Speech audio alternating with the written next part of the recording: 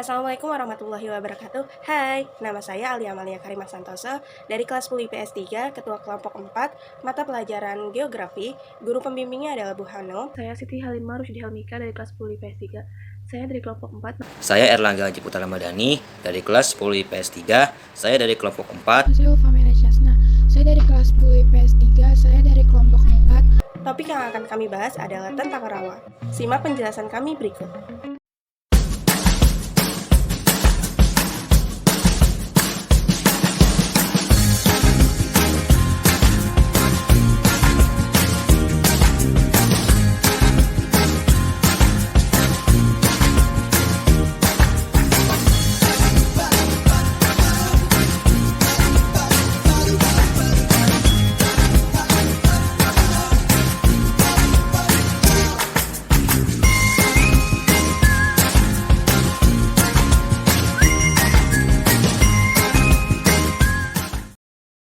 Berdasarkan proses terbentuknya rawa dibagi menjadi 4. Yang pertama ada rawa pantai.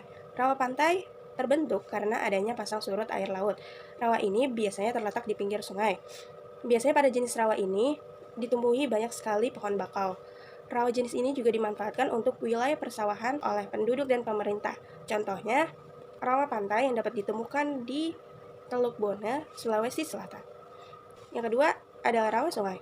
Rawa sungai merupakan rawa yang terbentuk karena bagian sisi sungai yang lebih rendah daripada permukaan sungai, sehingga sedikit demi sedikit permukaan yang lebih rendah akan diisi oleh air ketika sungai itu meluap. Rawa sungai banyak ditemukan di Kalimantan dan Sumatera.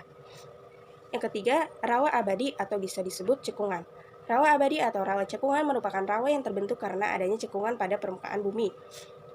Cekungan tersebut terbentuk karena pengaruh dari tenaga endogen.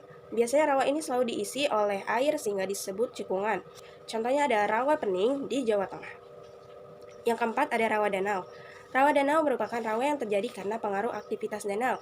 Ketika musim hujan, biasanya air yang menggenangi danau akan meluap. Nah, air inilah yang menjadi air pada rawa. Tetapi pada musim kemarau, di danau akan surut sehingga rawa juga biasanya kering. Contoh rawa ini adalah Danau Tempe di Sulawesi Selatan. Rawa berdasarkan letaknya. 1. Rawa dataran rendah adalah rawa yang terbentuk di daerah dataran rendah dengan permukaan datar atau cekung. Air rawa ini berasal dari air hujan, air tanah, air sungai, air laut, ataupun air danau. Biasanya kaya akan mineral. 2. Rawa dataran tinggi terletak pada daerah permukaan tinggi dan memiliki permukaan cekung. Sumber airnya bisa berasal dari hujan. 3. Rawa peralihan. Rawa yang sebagian tanahnya bisa digunakan sebagai lahan pertanian. Rawa berdasar keadaan airnya. 1. Rawa yang airnya tergenang. Rawa yang airnya tergenang adalah rawa yang selalu tergenang airnya tidak dapat dimanfaatkan sebagai lahan pertanian karena lahannya tertutup tanah gambut yang tebal. Yang kedua, rawa yang airnya tidak tergenang. Rawa yang airnya tidak tergenang adalah rawa yang menampung air tawar, dilimpahkan air sungai pada saat air laut pasang dan air relatif mengering pada saat air laut surut.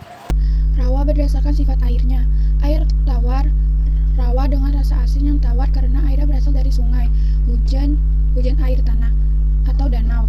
2. Payau. Rawa air berbentuk dari percampuran air asin bisa dari laut dan air tawar bisa dengan sungai. 3. Air asin. Rawa yang asin, airnya berasal dari air laut.